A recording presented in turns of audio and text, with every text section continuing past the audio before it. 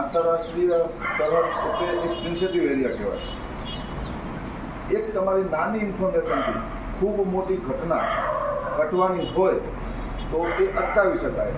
આ ટૂંકી વાતમાં આ વાતને હું પૂરી કરીશ. એક તમે તમારા ગામમાં કોઈ સતમંદ પ્રવૃત્તિ દેખાય છે, કોઈ અજાણ્યો વિષમ દેખાય છે, જેના ઉપર તમને શંકા ઉદ્ભવે કે આ ક્યાંથી આવે આપણા ગામમાં આ હોલિયાવાળો માણસ, કે બહારનો છે કે આપણે ઓળખતા નથી, ગામમાં કોઈનો સગા સંબંધીનો પણ નથી, એવા અંતરિયાળ વિસ્તારમાં ક્યાંય રહેતો હોય તો આપણે ખાનગી રીતે પોલીસમાં પણ તમે જે કોઈ ઇન્ફોર્મેશન આપો છો ભય રાખવાની જરૂર નથી. પોલીસ પણ ખાનગી રાખતી હોય, એમાં તમારું નામ લેવાનું આવો ભય હોય તો પણ કાઢી રાખવાનું થાય. આપણે કામ આપણું રાષ્ટ્રીય સુરક્ષાનું, આપણે અંદરથી પવિત્ર હોવા જોઈએ, ચોખ્ખા હોવા જોઈએ. આપણા વ્યક્તિગત કોઈના સ્વાર્થ માટે પૂરું નામ આપીએ એવું તો નહીં, પણ ખરેખર આપણને એવું દેખાય છે કે સાહેબને ઇન્ફોર્મ કરીએ ખૂબ મોટી ઘટના ઘટવાની હોય તો ત્યાંથી એનો છેડો પડાઈ જાય.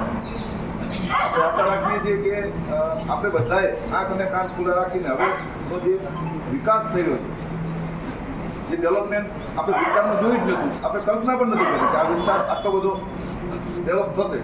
સંજય રણ પડ્યું હતું ત્યારે કોઈ ના આવે, હવે ડેવલપ થઈ રહ્યું છે.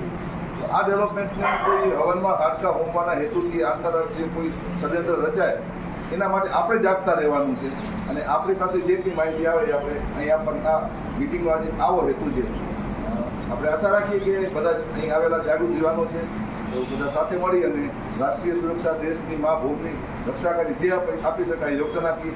એવું નથી કે બોર્ડર ઉપર જઈને ઊભા રહીને રાઇફલ પકડી તે જ સુરક્ષા, આ પણ એક સુરક્ષાનું જ કામ છે. આજ આપણી જવાબદારી પણ આ જ છે કે કરીએ બધા. આવી આશા આટલી વાત કરી મારી વાત વિરામ આપું. અભિનંદન આપું છું કે તમે એક પોલીસ મિત્ર તરીકે તમે જોડાયા છો, એટલે તમારા હૃદયમાં એક દેશભક્તિ અને પોલીસને મદદ કરવાની લાગણીઓ છે, અને એના કોઈ અવધૂરો છે, ભલે મદદ કરો કે ના કરો પણ એક પ્રકારની અંદર તમારા પેલી તો છે.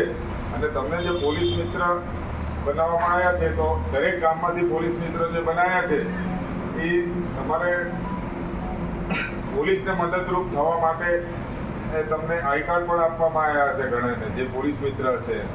તો આપણે રાજકોટ શ્રીએ કીધું એ રીતે કોઈ તમારે ગભરાવાની કોઈ જરૂર નથી. તમારા નામ બિલકુલ ગુપ્ત રાખવામાં આવે છે. માની લો કે તમને એવું લાગે કે રૂબરૂમાં નથી જવું તો તમે ટેલિફોનિક પણ જાણ કરી શકો છો. અને કોઈ પણ હિલચાલ કે શંકા લાગે એવું કાંઈ જરૂરી નથી. તમને એવું લાગે કે ફેરીઓ નવો આવ્યો છે ગામમાં, એવું પણ બની શકે. પછી કોઈ કંપની હોય, કંપનીની અંદર લેબર કોન્ટ્રાક્ટર હોય, એના જે બધા કારીગરો જે આવતા હોય એનું પોલીસ વેરિફિકેશન થયેલું હોવું જોઈએ. તમને ઘણી વાર એવું લાગે તમે ક્યાંક ગેસ્ટ હોય, તમારી બેઠક હોય, ત્યાં તમને લાગે કે કોઈ વ્યક્તિ અવારનવાર શંકાસ્પદ વ્યક્તિ આવે છે તો તમારે સીધું તમારા બીટના જમાદારો એમને પણ જાણ કરી શકો છો. પછી થાણા બંદરને કરી શકો. યા ના હોય તો તમારા સીપીએ સાહેબ હશે, નાયબ પોલીસ અધિક્ષક છે, એસપી સાહેબ છે. તમે આ રીતે તમને યોગ્ય લાગે, તમને લાગે કે મારે અહીં નથી જાણ કરવી ને અહીંયા કરવી છે, અહીંથી મારું નામ પેલું થશે તો તમે ગમે ત્યાં તમે જાણ કરી શકો છો કે આ વ્યક્તિ મને શંકાસ્પદ લાગે છે અને આની કોઈ પ્રવૃત્તિઓ હોય એ દેશ વિરોધી લાગે છે, તો એ રીતે પણ તમે જાણ કરી શકો છો. અને ફક્ત ઘણી વાર એવું બનતું હોય કે સગાના ઓળખીતા હોય આવ્યું હોય કોઈ રહેવા એ ખ્યાલ ન હોય, તમને પછી એવું લાગે શંકાસ્પદ પ્રવૃત્તિ, તમને એવું લાગે કે આ સંબંધીના સગાના સગા છે એવું કંઈક રોકાય, પણ એ પણ હોઈ શકે. પણ તમને જો શંકાસ્પદ પ્રવૃત્તિ લાગે તો તમારે તરત જ પોલીસને જાણ કરવાની. અને કોઈ પણ વસ્તુને શરૂઆતથી ડામી દેવામાં આવશે તો એ વિશાળ સ્વરૂપ નહીં લે, નહીંતર એ મોટું એનું આખું નેટવર્ક ફેલાઈ જશે અને એ આપણા દેશને ઘણું મોટું નુકસાન પર પહોંચાડી શકશે. અને કોઈ પણ વસ્તુ આપણા વિસ્તારમાં ક્યાં બને છે તો એનો સૌથી મોટો નુકસાન આપણે જ ભોગવવાનો છે.